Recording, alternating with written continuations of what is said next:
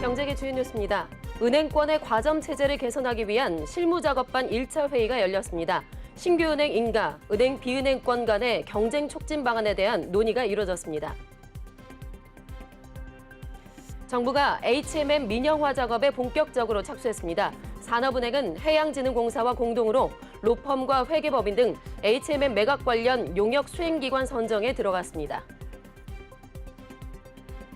방시혁 하이브 의장이 미국의 CNN 방송 인터뷰에 출연해 S민수전에 뛰어든 배경에 대해 설명했습니다. 방 의장은 S민수가 적대적 M&A가 아니라고 주장했습니다. 서정진 셀트리온 명예회장이 2년 만에 경영에 복귀합니다.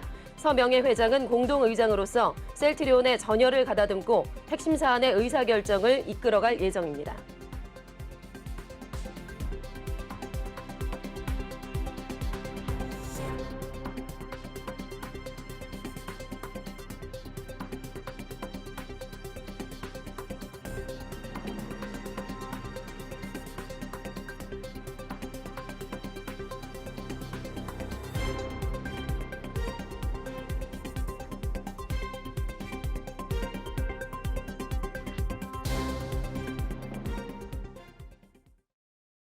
네, 시청자 여러분 안녕하십니까? MBN 뉴스프라임 3월 3일 방송 시작하겠습니다.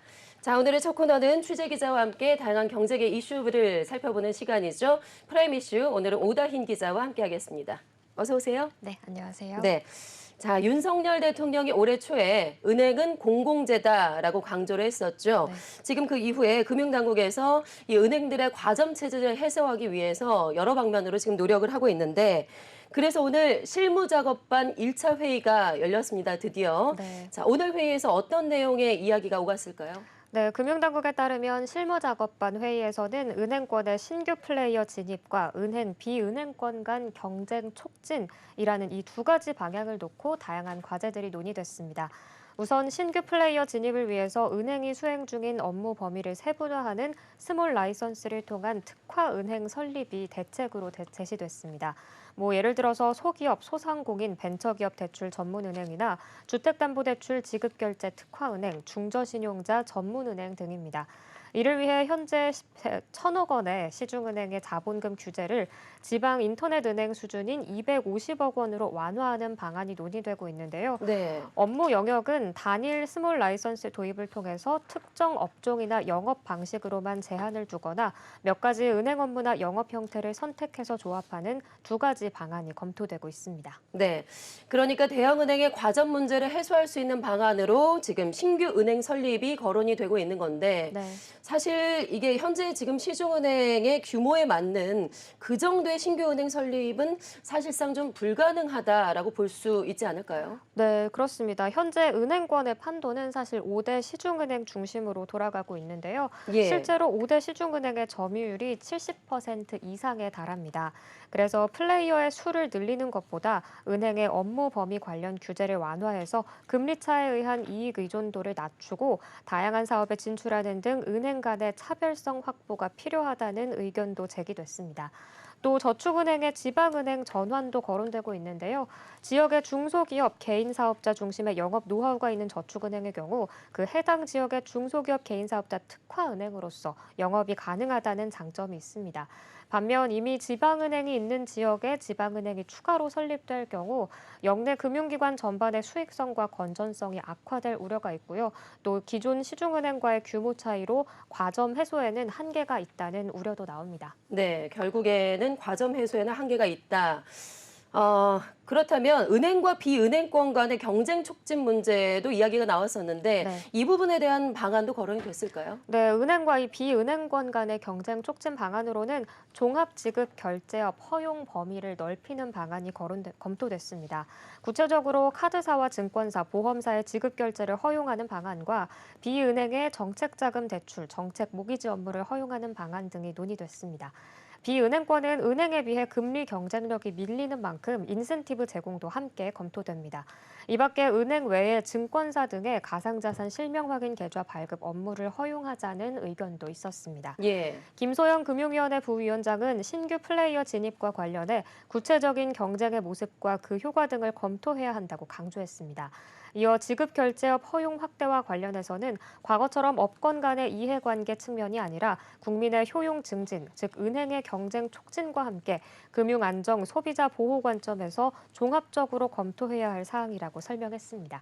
금융당국은 오는 8일 제2차 실무작업반 회의를 열 예정입니다. 네, 계속해서 금융당국의 회의가 이어질 텐데 부디 좀 실효성 있는 그런 정책이 나오기를 기대해 보겠습니다. 자, 이어서 프라임 이슈 두 번째 소식 짚어보겠습니다. KDB 산업은행이 이제 본격적으로 국내 최대 해운업체죠. HMM 민영화 작업에 속도를 내고 있습니다. 자, 산업은행과 해양진흥공사가 HMM의 경영권 매각을 위한 이제 본격적인 절차에 착수를 했는데요. 자, 지금의 상황을 좀 알아볼까요? 네, 이번에 선정될 이 용역 수행기관 매각 전략 수립 등의 컨설팅을 포함해서 매각 절차 전반에 대한 포괄적인 자문을 맡게 됩니다. HMM 1대 2대 주주인 산업은행과 해양진흥공사는 매각 자문, 회계 자문, 법무 자문 각 한 개사를 선정해서 자문단을 구성할 예정입니다. 국내 최대 컨테이너사 HMM은 현대그룹의 주요 계열사였는데요.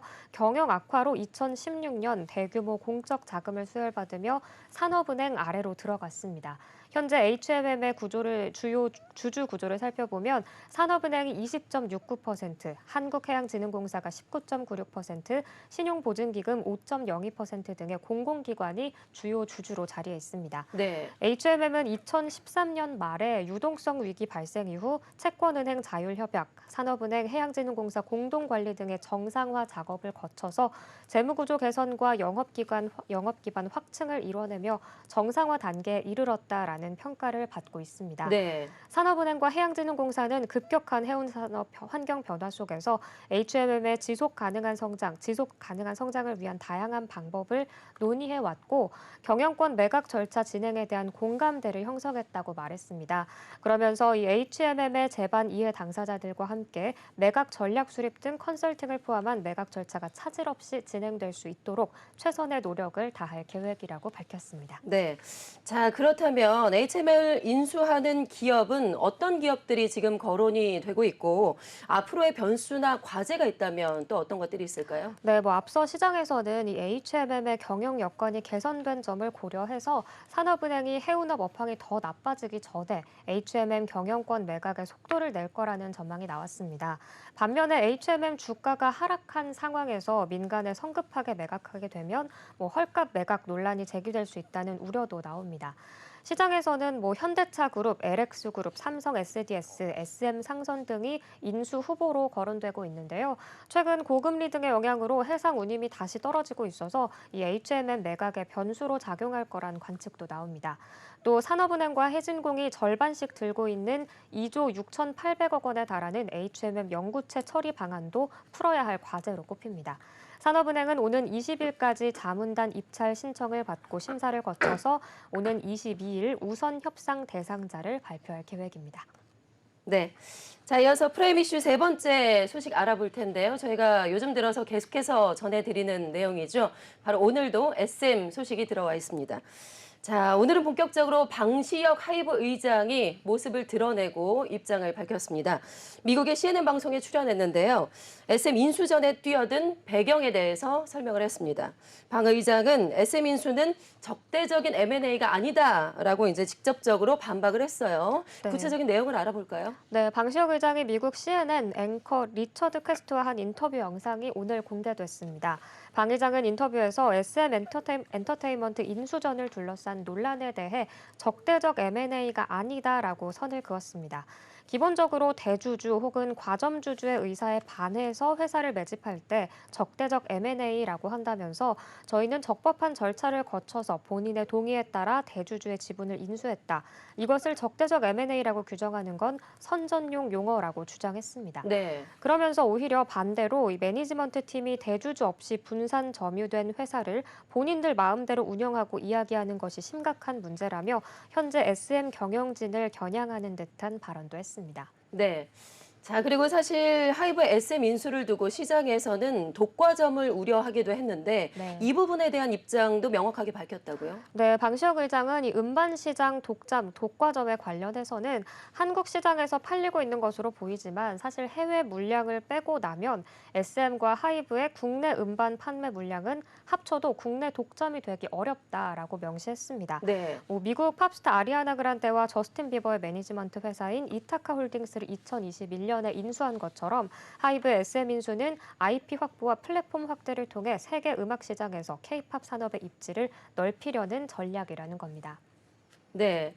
자, 하이브 쪽에서 이렇게 나오니까 SM 쪽에서도 가만히 있을 수 없겠죠. 네. SM도 반박에 나섰다고요. 네, 방 의장의 이런 주장을 두고 SM은 오늘 입장문을 냈습니다.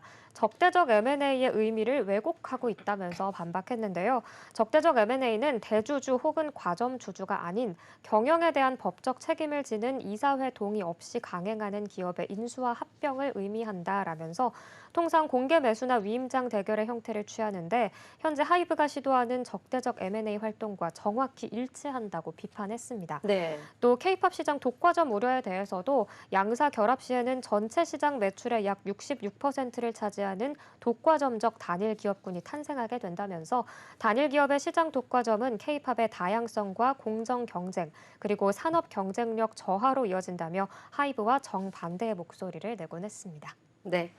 자, 이어서 프라임 이슈 네 번째 소식으로 넘어가 보겠습니다.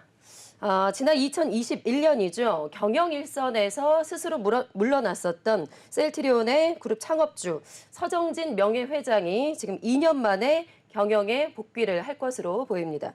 자, 오 기자, 복귀하는 이유가 밝혀졌을까요? 네, 셀트리온 그룹은 오늘 이사회를 열고 서정진 명예회장을 2년 임기의 사내이사 겸 이사회 공동 후보자로 추천했습니다. 서정진 명예회장은 지난 2021년 경영 일선에서 물러나면서 그룹을 둘러싼 환경에 급격한 변화가 생길 경우 소방수 역할로 다시 돌아오겠다라고 약속한 바 있는데요. 현재 셀트리온은 베그젤마, 유플라이마 등의 바이오시밀러 제품들이 미국 승인과 출시를 앞두고 있습니다. 셀트리온 헬스케어의 미국 현지 직판 체계도 본격 가동을 준비하고 있는 아주 중요한 시기를 보내고 있는데요. 서 명예회장은 공동의장으로서 주요 제품을 미국에 신속히 출시하고 현지 유통망에 전열을 가다듬는데 필요한 핵심 사안의 의사결정을 이끌어줄 것으로 기대됩니다. 셀트리온 관계자는 경제 위기뿐 아니라 전략 제품 승인 및 출시, 신약 파이프라인 확보, 계열사 합병 등의 굵직한 이 현안이 산적한 상황에서 서 명예회장의 빠른 판단과 의사결정이 절실히 필요해서 이번 이사회에서 일시 경영 복귀를 적극 추진했다고 말했습니다. 그러면서 서 명예회장 특유의 리더십이 지속 가능한 미래 성장 발판을 마련하는 데 도움이 될 것이라고 덧붙였습니다.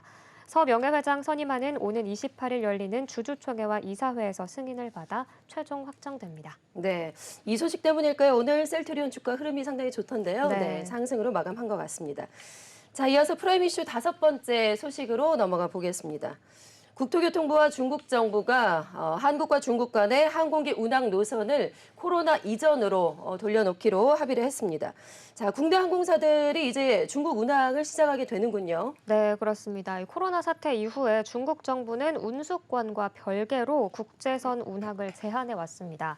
이 때문에 2019년 주 1,100여 회 운항했던 한중 노선은 최근까지 중국의 운항 제한으로 주 62회까지만 운항이 가능했습니다. 네. 이번 한중 합의에 따라서 항공사들은 여객 수요와 중국 현지 공항 여건 등을 고려해서 이달 말까지 한중 노선을 주 200회 이상으로 증편하고 단계적으로 운항을 확대해 나갈 예정입니다. 또 중국 출발 항공편을 인천공항으로 일원화하는 방안도 해제되면서 먼저 에어부산이 중국 부산 옌지 간의 노선을 1일부터 재개했습니다. 그리고 진에어의 제주 시안 노선, 티웨이 항공의 대구 옌지 노선은 3월 16일부터 운항이 재개될 예정입니다. 우선 3월 중에는 인천 베이징, 인천 상하이, 인천 칭다오, 인천 옌지, 제주 상하이 등이 증편될 예정이고요. 또 이 밖의 노선에 대해서는 순차적으로 증편이 추진될 것으로 보입니다. 네, 코로나 전에 1,100여 회나 운항을 했으니까 네. 아직도 좀 멀긴 멀었군요. 네. 네. 자, 그리고 대한항공도 인천과 베이징으로 가는 항공편 운항을 재개를 한다고 하는데 얼마나 늘어나게 될까요? 네, 대한항공은 인천에서 베이징 노선을 오는 19일부터 주 4회 운항하는 계획을 세우고 추진하고 있습니다. 국토교통부 관계자에 따르면 대한항공은 최근 국토부에 인천에서 베이징 노선 운항 허가를 신청했고 지난달 말 국토부가 이를 승인했다고 전했습니다. 대한항공은 상하이와 칭다오, 광저우와 난징 등 총 7개 중국 노선을 운항하고 있는데요. 대한항공이 베이징 노선을 운항하는 건 코로나19로 2020년 3월에 운항을 중단한 이후 3년 만에 재개되는 겁니다. 현재 베이징 노선은 국내 항공사 중에선 아시아나항공만 주 1회 일정으로 운항하고 있는데요. 이에 따라서 베이징으로 가는 하늘길이 더 넓어질지 주목됩니다. 네, 우리 중국 관광객이 좀 많이 들어와서 우리 관광 산업도 다시 좀 활기를 띠었으면 좋겠습니다. 네. 자, 프레임 이슈 6번째 소식 짚어보겠습니다. 어린이용의 헤드셋 일부 제품에서 간 손상을 일으킬 수 있는 유해 물질이 검출돼서 또 논란이 일고 있습니다. 성인용이 아니라 어린이용이라서 특히나 더욱더 걱정이 되는 그런 상황인데요. 오 기자, 정확히 어떤 제품에서 어떤 유해 물질이 검출이 됐을까요? 네, 한국소비자원은 온라인에서 판매 중인 어린이 헤드셋 13개 제품에 대한 안정성을 조사한 결과 3개 제품의 프탈레이트계 가소제 함량이 관련 기준을 초과했다고 밝혔습니다. 조사 결과 에듀플레이어 어린이 헤드셋과 주식회사 K1 로지스틱의 도라에몽 헤드셋, 주식회사 다와의 헬로키티 헤드셋 등 이 3개 제품의 연결잭과 헤어밴드에서 프탈레이트계 가소제인 DEHP와 DINP가 기준치를 초과해 검출됐습니다. 네. 이 DEHP는 눈이나 피부, 점막 등에 자극을 주고요. 간에 손상을 일으킬 수 있는데요. 동물이나 사람의 몸속에서 호르몬의 작용을 방해하거나 교란할 수도 있습니다. 네.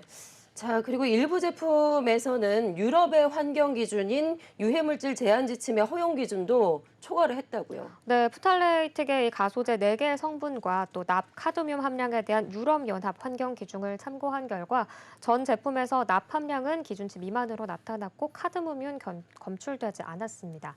다만 도라에몽 헤드폰과 헬로키티 헤드셋은 프탈레이트계 가소제인 DHP 함량이 0.75에서 15.82%로 기준치를 초과했습니다. 또 조사 제품의 69%가 KC마크 누락 등의 표시 기준에 부적합했고요. 13개 중에 9개 제품은 어린이 제품에 표시해야 하는 이 KC마크 제조 연월, 사용 연령 등의 표시 사항을 누락하기도 했습니다. 소비자원은 이번 조사를 바탕으로 해당 사업자에게 기준에 부적합한 제품에 대한 자율 개선을 권고하고 관계기관에 관련 내용을 통보하기로 했습니다. 네, 우리 아이의 헤드셋 제품이 어떤 제품인지 좀 꼼꼼하게 확인을 해보셔야 될 것 같습니다. 자, 이어서 프라임 이슈 7번째 소식으로 넘어가겠습니다. 자, 햄버거 하나 사 먹을 때도 가격까지 꼼꼼히 좀 따져봐야 될 것 같습니다.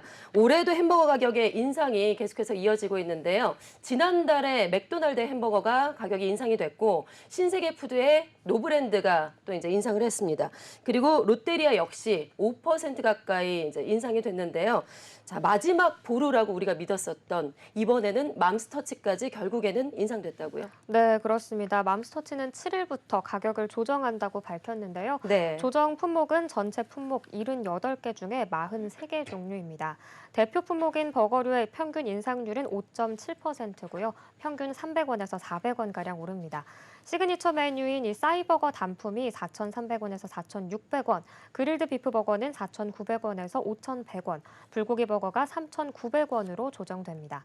맘스터치는 식재료비, 인건비, 공공요금 등 매장 운영에 소요되는 모든 제반 비용이 상승하고 가맹사업 파트너인 가맹점주의 지속적인 요청에 따라 부득이하게 판매가를 조정했다고 밝혔습니다.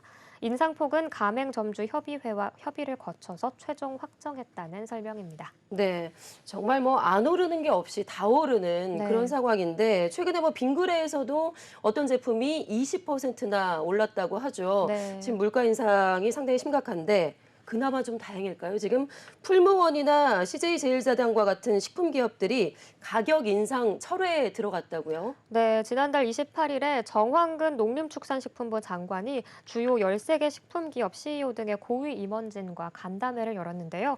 간담회에서 가격 인상을 자제해달라라고 요청을 했고 이후 해당 기업들은 일제히 현재 추가 가격 인상 계획이 없다는 입장을 보이고 있습니다. 네. 간담회에 참여한 13개 식품기업은 CJ제일제당, 농심, 롯데제과, 메일유업 등이 되겠고요.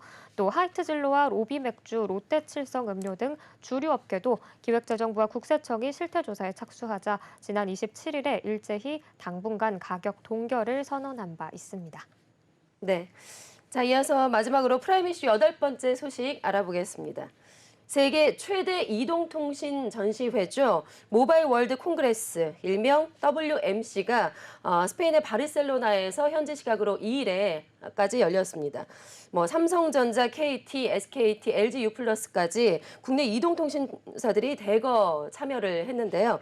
자, 오 기자, 특히나 그 SK텔레콤의 부스에는 누적 참여자 수가 5만 명을 넘어섰다고 해요. 네. SK 부스의 도심항공교통 체험존에 긴 줄이 서 있었다고요. 네, 그렇습니다. SK텔레콤의 AI 기술 또 UAM 도시항공 교통 기술이 가장 많은 관심을 받았습니다. SK텔레콤은 이번 MWC 23에서 관람객들이 가장 많이 찾는 핵심 전시장 3홀에 넓은 규모의 전시관을 마련했습니다.